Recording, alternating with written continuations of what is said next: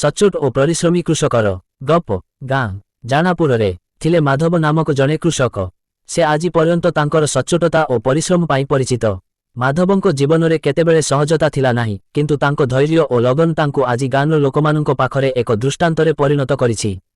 माधव निजर समस्त समय माटी सेवारे देइथिले। सकाळटारू से माटी को चाष करिबारे लागि जाउथिले ओ सांध्यटा पर्यंत श्रम करुथिले। तांकर फसल सदा सर्वदा अन्य चाषीमानंको ठारू भिन्न थाइथाए। से तांको माटीरे परीक्षा करी नूतन चिंता नेइथिले। से केवल चाष करी धन उठाइबाकू चेष्टा करुनथिले, माटी को हलदा करी गाँर अन्यमानंकू मध्य साहाय्य करिबारे साधारण सेवक भावरे अग्रसर होइथिले। एक मौसमरे भयंकर बाढ़ी होइला। तांकर समस्त फसल प्राय नष्ट होइगला। सबुठु दुखर विषय हेला, तांकर जमी अधिकांश प्रस्थित होइगला। गाँर लोक भाविले एबे माधव जीवनरे निराशा आनिबे, किंतु से धैर्य और आत्मविश्वास रखिले।